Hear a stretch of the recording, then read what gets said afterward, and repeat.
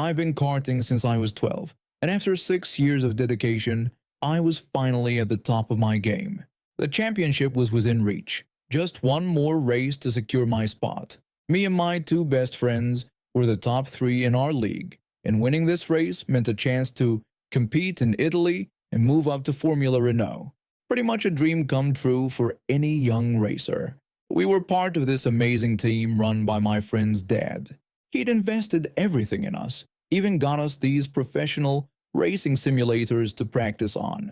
The day before the big race, we were all gathered in the garage, analyzing data and running practice laps on the simulators while our karts were outside after the practice rounds. That's when this rich kid, let's just call him the spoiled brat, showed up. Everyone knew about him. His dad's money kept him in the league despite being the dirtiest driver around. He was 5th in the championship, but usually stayed out of our way. Well, until that weekend. During practice, this guy starts playing dangerous games. He'd slow down, wait for us to catch up, then try to ram us off the track. We managed to dodge him, but my friend wasn't so lucky. The spoiled brat clipped his kart and broke the front axle. We immediately stopped our kart safely and ran to check on our friend. I was furious. I yelled at him, demanding to know what was wrong with him and pointing out that he could have seriously hurt my friend. The spoiled brat just shrugged it off, claiming it was just an accident and that these things happen in racing. I shot back that we both knew it was no accident. We got our friend to the paramedics and took his damaged kart back to our team's tent for repairs. Then this guy has the nerve to come over, wearing this smug smile. He tried to apologize for what happened back there, but his smirk gave away his true feelings. My blood was boiling, but we ignored him and focused on qualifying. Looking back, that was my mistake. I should have checked my kart thoroughly before getting back on track. The first 2 corners were fine. You can take them flat out without braking. But when I hit the 3rd corner at about 62 miles per hour and pressed the brake pedal, nothing. I thought maybe my foot was still on the gas pedal. It's a habit to keep it there for faster acceleration out of corners. But no, I took my foot completely off the gas and stomped the brake. Still nothing. By then, it was too late. I slammed into the barrier, and my left wrist exploded with pain. The track marshal rushed over when it was safe. He kept asking if I could hear him, checking if I was okay, and trying to figure out what had happened. I could barely speak through the pain. They got me out of the cart, into an ambulance, and straight to the hospital. Diagnosis: fractured wrist, 9 to 10 weeks of recovery, championship dream shattered. But here's where it gets interesting. My family pressed charges for attempted murder, and we had a secret weapon, my friend's GoPro. He'd left his helmet on his kart seat while his dad was fixing the axle, and the camera was still recording. It caught everything. The spoiled brat sneaking up to my kart with garden pruners, cutting the brake lines, then coming over to give that fake apology. Our lawyer said it was all we needed. 2 days later in court, we won. The spoiled brat lost his international karting license permanently and got sent to juvenile detention for attempted murder. But that wasn't enough for me and my friend. We waited until nobody was around, then we completely sabotaged his kart, cut the brake lines, destroyed the gas system, wrecked the radiator, and stuffed his brake cooling system with Play-Doh. Nobody ever knew who did it. Well, until now. My wrist healed up eventually, and while I missed that championship, the league organizers reviewed the season results given the circumstances.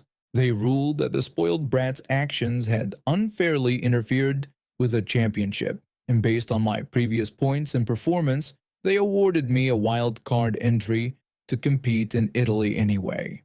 I heard the spoiled brat's dad couldn't buy his way out of this one, and his son spent a good chunk of time in juvenile detention.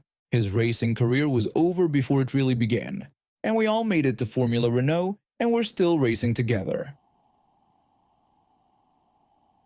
I've been working as a mechanical engineer for the past 15 years, and one thing that's always been a constant pain is finding the right hardware for my projects.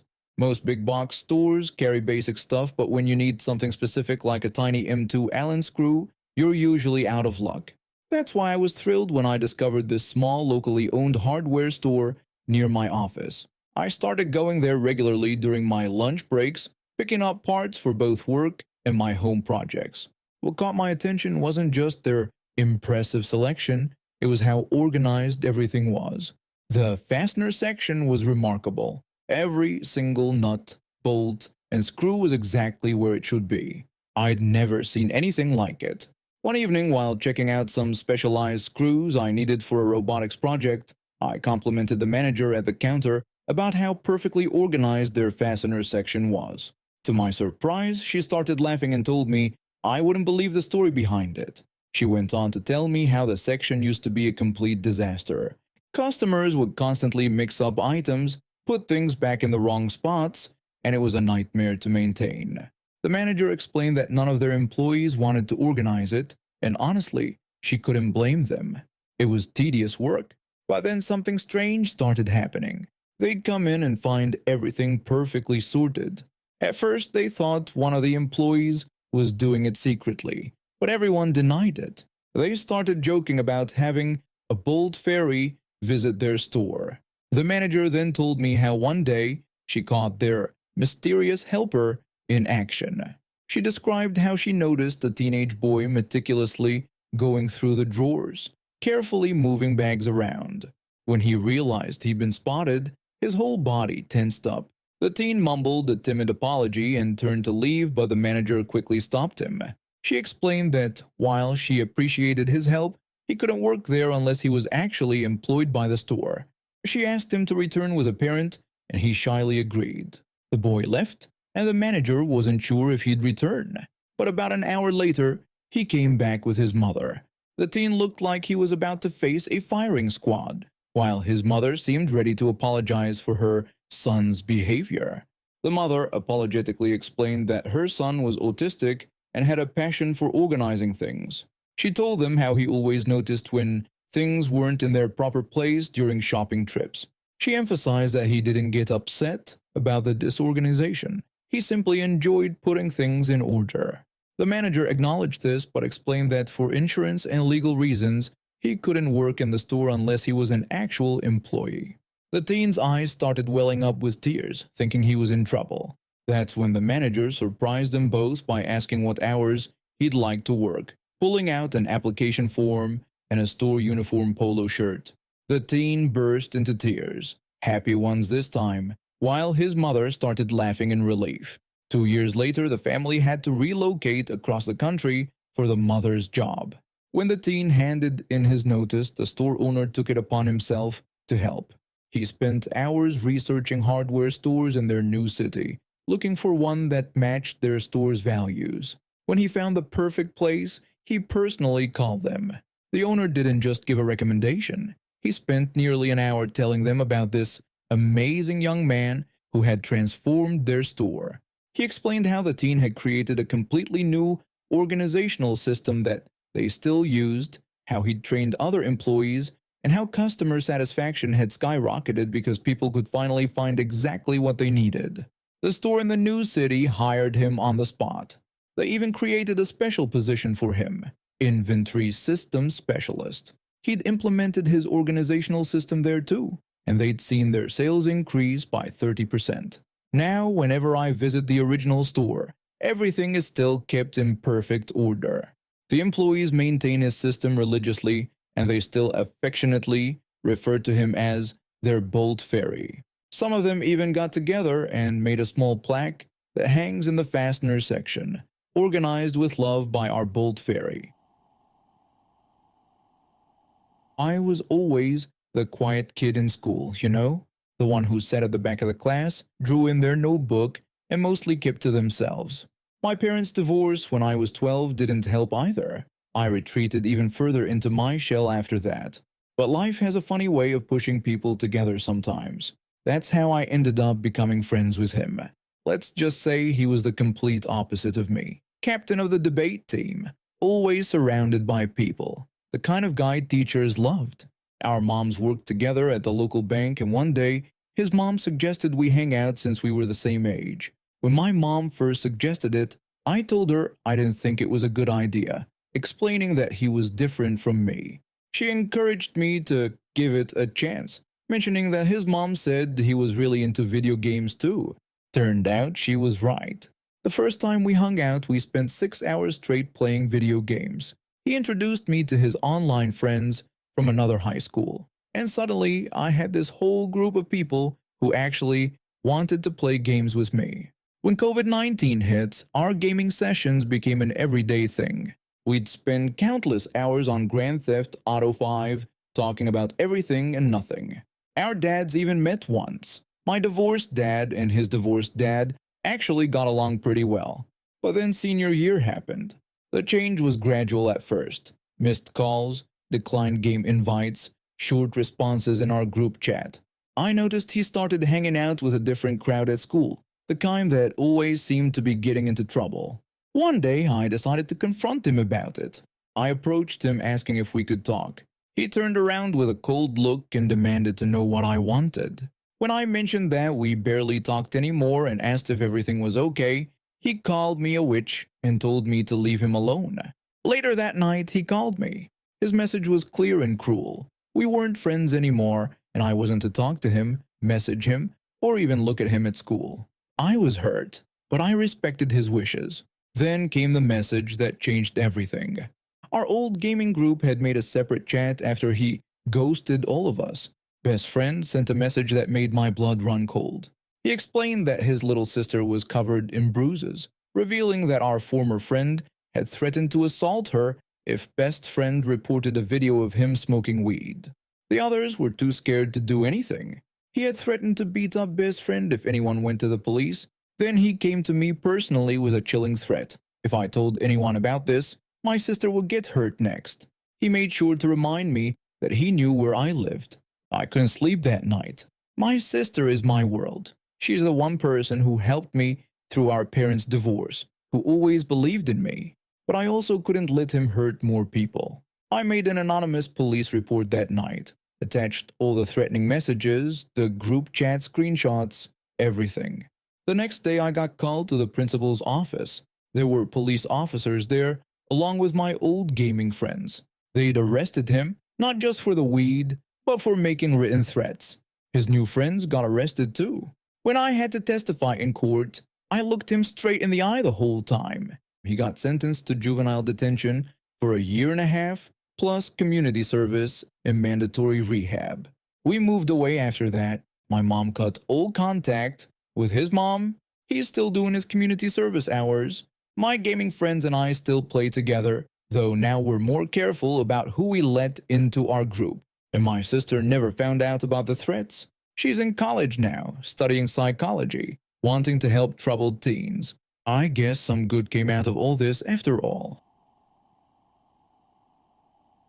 I've been in retail for over a decade now, working my way up from a sales associate to an assistant manager position at one of the biggest high-street retail chains in the city. The job itself wasn't bad. I actually enjoyed helping customers and training new staff.